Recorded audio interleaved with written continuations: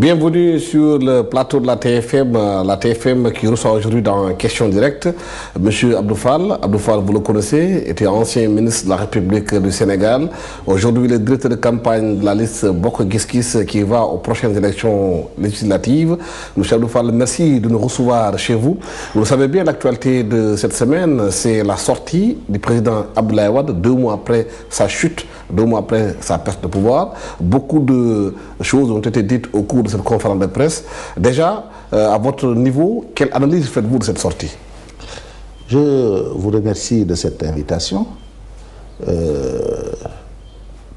savez, moi, j'ai une position assez particulière par rapport au PDS, parce que j'ai quitté le parti avant les élections. Aujourd'hui, nous sommes dans une dynamique électorale dans le cadre d'une coalition qu'on partage avec d'autres forces, parmi lesquelles des forces dont certaines se réclament du PDS, mais d'autres ne sont pas du PDS. Et aujourd'hui, je suis dans le cadre d'un mouvement constitué pour l'essentiel d'hommes et de femmes qui n'ont jamais appartenu au PDS, qui d'ailleurs pour la plupart n'ont jamais fait de la politique. Alors c'est pourquoi les prises de position du secrétaire général du PDS, quelque part, ça me gêne de voir les commenter, bien que c'est au titre de notre coalition qu'on a été, dans une certaine mesure, interpellé. Mais c'est pour dire un peu que c'est un débat dans lequel, quelque part, je ne suis pas très à l'aise. Parce que bon, j'aime bien les débats contradictoires. J'aurais souhaité, bon, si je devais faire des commentaires sur la déclaration du président Wade, que quelqu'un de son camp soit là, qu'on puisse échanger. Voilà. Mais ce que je puis faire comme commentaire a priori, c'est que c'est une sortie qui m'a gêné, je dois l'avouer. Pourquoi? Ça m'a gêné parce que il est de tradition dans les démocraties, lorsqu'on quitte le pouvoir, qu'on adopte une attitude de réserve. C'est pas courant qu'un président sortant, battu dans une élection, 2 mois après, puisse être sur des positions aussi offensives. C'est pas courant en démocratie. C'est de ce point de vue que cette sortie me gêne. La deuxième raison pour laquelle ça me gêne, c'est que le président Wade, on a eu aussi un parcours. Il a été mon leader politique. On a eu à partager de très grandes expériences. Quasiment, en fait, tout mon parcours d'État, c'est sous son autorité que je l'ai fait. Il a eu historiquement à jouer un rôle très important. Et comme le disait Jean Lacouture, commentant différent avec l'ancien ministre de la Culture de France, André Malraux, disait, écoute, je suis mal à l'aise parce que bon, voilà, je refuse de regarder bas lorsqu'il s'agit de juger les actes d'un homme qui a été l'auteur des conquérants. Le président Wade aussi a été un grand dirigeant sénégalais et j'aurais souhaité garder de l'homme une image, voilà, une certaine image. Alors, or, ce qui s'est passé l'autre jour, quelque part, je n'étais pas très à l'aise. Voilà. Abdoulaye Wade n'est pas seulement leader d'un parti politique, il a été aussi président de la République du Sénégal pendant 12 ans. Il a fait une sortie, il explique que sa sortie, selon lui, c'est qu'il y a eu beaucoup d'attaques du nouveau pouvoir par rapport à sa gestion. C'est pourquoi il a fait cette sortie, pour expliquer aux gens qu'il est lui aussi dans une situation où il doit se défendre.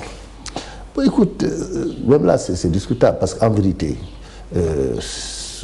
moi je pense que une lecture de la sortie lucide, c'est que j'ai constaté, et ce qui m'a beaucoup mis mal à l'aise, sa famille, les problèmes des membres de sa famille ont occupé la place la plus importante dans la discussion. Je pense qu'il est un peu rattrapé par le fait d'avoir mis sa famille au cœur du dispositif politique et de l'État. Et quelque part, c'est une situation dans laquelle certainement il n'est pas très confortable aujourd'hui, parce que la règle en République, c'est que dès lors qu'on exerce des responsabilités d'État, on est soumis à l'obligation de rendre compte. Et apparemment, c'est un peu sous ce rapport-là qu'il y a de la gêne. Écoute, il faut savoir ce qu'on veut. Le pouvoir, lorsqu'on l'exerce, il a ses avantages pendant qu'on est là, mais il a ses inconvénients aussi lorsqu'on le quitte. L'inconvénient, c'est quoi? C'est que ceux qui sont là, ils sont tenus de faire l'état des lieux. En faisant l'état des lieux, ils sont obligés de gérer, de voir un peu ce qui se passe dans la gestion des uns et des autres. Alors si lorsqu'on est au pouvoir, on considère qu'on doit jouer un rôle et que la contrepartie de la sortie du pouvoir, on n'accepte pas les conséquences, ça pose un problème quand même de fond. Voilà. Mais il a été beaucoup question d'audit. Le nouveau pouvoir parle de faire l'état des lieux, de revoir ce qui a été fait. Il y a eu des accusations qui sont sorties un peu partout. Abdoulaye Wade juge aujourd'hui que ces accusations ne sont pas fondées. Il faudrait que le nouveau pouvoir lui colle la paix, entre guillemets. Mais le problème ne peut pas se poser en ces termes. Dans une démocratie, dans une république, lorsqu'on gère les deniers de l'État, parce que la contrepartie, c'est qu'on est mis dans des conditions optimales de travail.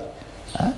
Donc lorsqu'on gère les deniers de l'État et les ressources publiques, on est soumis, quel que soit le niveau où on se situe et qui qu'on soit, écoute, de rendre compte. Donc ça, tout le monde, il y a un principe d'égalité en droit de tous les Sénégalais, et de ce point de vue, personne ne peut se soustraire à cette obligation de rendre compte dès lors qu'on a eu à assumer des responsabilités d'État. Maintenant, on peut avoir des réserves sur la manière dont ce débat est géré. Et ça, personnellement, je pense que il faut poser les problèmes aussi de façon saine. Les poser de façon saine, c'est d'abord considérer qu'on est dans un état de droit. Le Sénégal est un état de droit. Dans un état de droit, les questions de gestion, de gouvernance économique et financière, les questions de gestion sont gérées, les problèmes de gestion des ressources du pays sont administrés par des organismes spécialisés. Nous avons des organes de contrôle. Ce sont ces organes de contrôle-là, notamment la Cour des comptes, des organes plus ouverts tels que le CENTIF, etc., qui ont la responsabilité d'assurer le contrôle de la gestion, mais également la traçabilité des ressources et notamment les transferts d'argent. Alors, il faut que ces organismes soient mis dans les conditions de sérénité qui leur permettent de jouer leur rôle.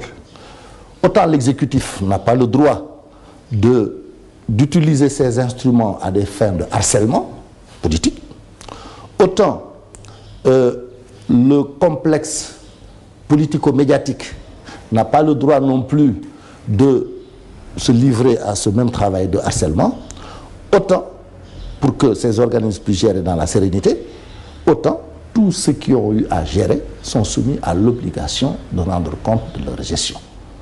Alors, donc c'est de ce point de vue que je pense qu'il faut rétablir les uns et les autres dans leur rôle, et à partir de là, les choses pourront marcher mieux. Mais par contre, ce qui peut être gênant, c'est que l'instrument soit utilisé comme des moyens de harcèlement, voilà, et dans un sens qui peut ressembler à une sorte de chasse aux sorcières. Ça, c'est malsain et ce n'est pas acceptable en démocratie. Mais l'impression que les Sénégalais ont, c'est que pendant 12 ans, Abdoulaye Wade et son régime avaient la latitude de traduire ceux qui ont pillé, entre guillemets, les deniers de l'État ou bien des pays devant les tribunaux. Ça n'a jamais été fait pratiquement, sauf quelques lampistes. Les dossiers de la CENTIF sont sur la table du procureur, les dossiers des cours de compte sur les Sénégalais sont au courant de la gestion des ministères, des départements budgétaires. Il n'y a jamais eu de sanctions, en tout cas connues. Si vous considériez que c'est le président Wade qui était l'obstacle et qu'il n'est plus là, écoute, les institutions et les juridictions habilitées à se prononcer sur ces questions n'ont qu'à faire le travail.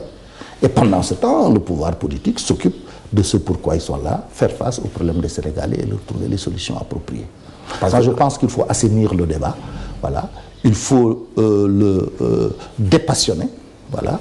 Il faut laisser chacun dans son rôle et les choses se passent. Mais Abdoulaye Wade demande aux nouvelles autorités d'auditer la gestion de Senghor jusqu'à lui, en 2012. Oui, c'est une approche, bien que bon, l'urgence, en vérité, je trouve que s'il était possible de faire l'état des lieux depuis cette période-là, c'est tant mieux. Moi, personnellement, ça ne me gênerait pas, ça. Parce qu'en vérité, vous savez, l'audit, il faut en avoir une approche, c'est comme l'évaluation dans les politiques de développement, il faut en avoir une approche positive. Voilà. Il ne faut